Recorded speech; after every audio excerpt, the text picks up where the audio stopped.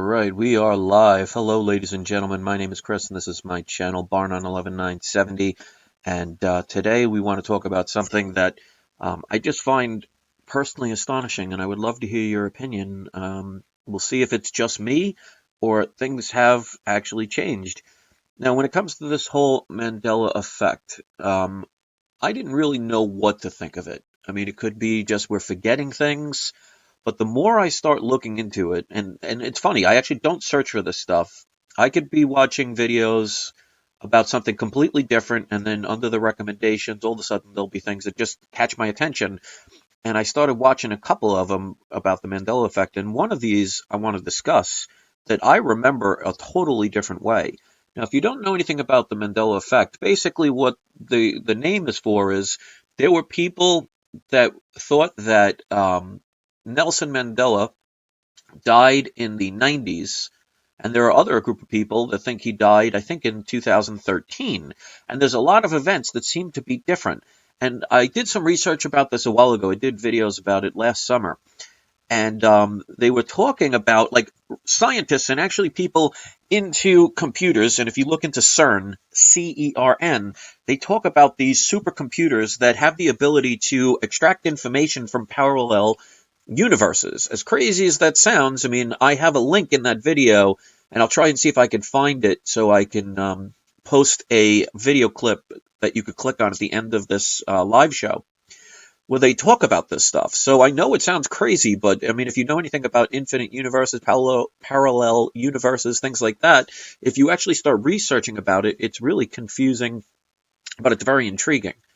And they talk about this as absolute fact in the science world. Now, unless you build them yourself, who knows if it's true or not. But I want to discuss one of the things that I could swear that I remember since I was a child. And now all of a sudden it's different. So let me first put this on a screen capture so you could see the WikiLeaks. Now, obviously, WikiLeaks, you can change it, but there are other places that you could check this. I just happened to pick one so you could see it. So let me first make sure that you could see what's on the screen. Give me a second. All right, it's only showing blank. All right, I'm showing it on my screen. Let me know in the comment section if you see anything, because the screen that I'm seeing is showing it blank. But when I look at my actual program, it's showing it. So let me know if somebody can, on the live chat, be able to see it. Okay, I see it now. Okay, for some reason there was a delay.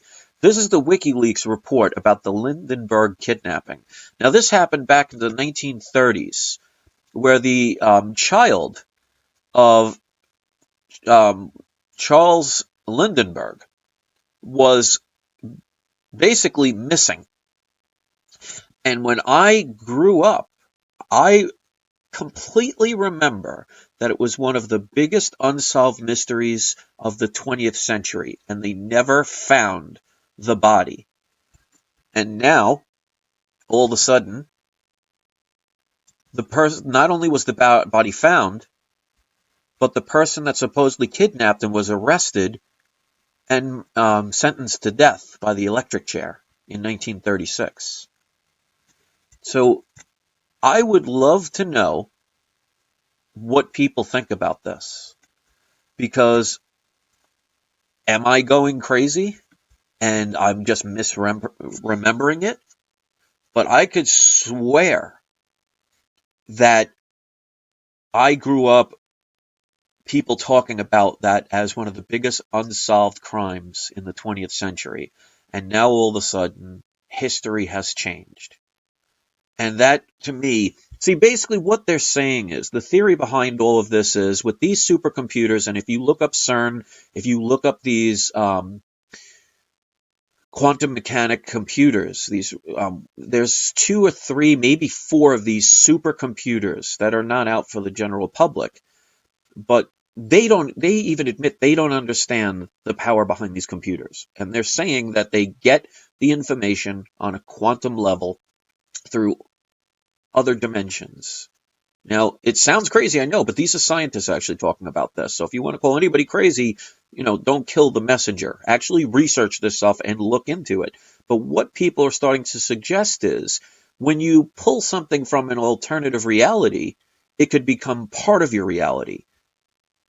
And it's definitely mind-blowing stuff that many a person will dismiss, which means if you know anything about quantum mechanics, they talk about how if you can have one particle on the other end of the universe and another particle that's connected to it on the other end of the universe, and they will both interact at the same time. When you stimulate one, the other will instantly react.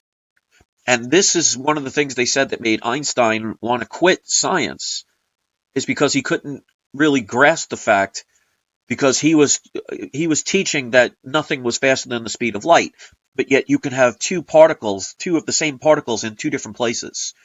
And they talk about a cat. I forget the name of the what they call it, but they did research and they found that when they killed this certain cat, and it's sad that they did this, that in the quantum mechanics, they found that whatever experiments they were doing, the cat was both alive and dead at the same time. And they talk about other dimensions and things like that. And you know, it sounds hocus pocus. It sounds weird. Believe me, I know this. But what they're saying is that an alternate version of Earth is affecting this particular version of Earth. Some people who were from this Earth originally see this stuff as this baby being found as their history. And there are other people who are going to look at this and say, wait a minute. I know for a fact, or I remember, that body and that child was never found. And what they're saying is that's people pulled in from an alternate Earth. And again, I know this stuff sounds crazy, but all I ask is if you look at CERN, C-E-R-N, if you look at these supercomputers that they have, I have a video showing a little clip from one of the scientists that says it himself, that they are getting information that they clearly don't understand. And if you research quantum mechanics and all about the quantum field, it's incredibly interesting stuff. How two particles can be in different parts of the universe, or just separated, and they will be stimulated at the same time, and the other will react. In other words, connected somehow. So I want to know this particular event, what your version is. There are going to be people that'll say, no, it's always been, that child was found. And there will be other people that say, wait, there's no way that happened. So there's a division. In other words, there's two different scenarios happening at the same time. Like I wish I knew the name of the experiment that they did with the cat, where the cat was both dead and alive at the same time. In other words, they were saying that you can have both possibilities. And that's the thing about the quantum computers, is they can get all possibilities simultaneously. They can all happen at the same time. Instead of looking at ones and zeros, they look at both. So this is a very interesting thing. And I would love to know what people think about this, because there's plenty of things that I grew up different knowing, and all of a sudden it just is different. So I would like to know, are there people who agree with the fact that you grew up knowing, or at least thinking, that the Lindbergh child was never found, and you find it strange now that you look it up that body of that child was found? I would love to hear your opinion. So I'm not going to make this video long, because I know if they're too long, people don't pay attention. So when this processes and uploads, I want you to share it with your friends. Have them watch this. Look up the Lindbergh kidnapping yourself. I will try and find the video that I made last summer about the Mandela Effect. And I will post at the end of this video a picture that you can click on. It will take you to it. And it'll show you the actual words from a scientist talking about this. So I know it's not crazy stuff. Scientists are talking about it. Now, could they be lying? Of course. Could they be telling a story? They sure could. But unless you're there, you're not going to really know. All I know is there's too many people talking about this stuff to be just crazy coincidences and people just misremembering. I mean, for example, go on eBay right now, go on Amazon right now, and type in interview with a vampire and see what comes up. As a matter of fact, let's do that right now. Let me put it on the screen share again before we go. So let me first open up.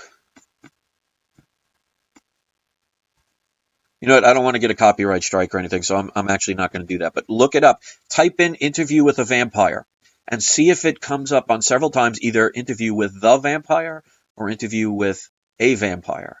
And if it's the opposite, then how come so many people got it wrong? It's an interesting thing to research, and I highly recommend you do. So do that little experiment. Watch this video with a friend, but before you do, ask them and see what they say and post it in the comment section. It's a weird time we're living in, and there's just so many things that we don't understand, and I guess we'll have to find out. So we can ignore this stuff, and it can continue to get stranger and stranger, or we can try and figure it out.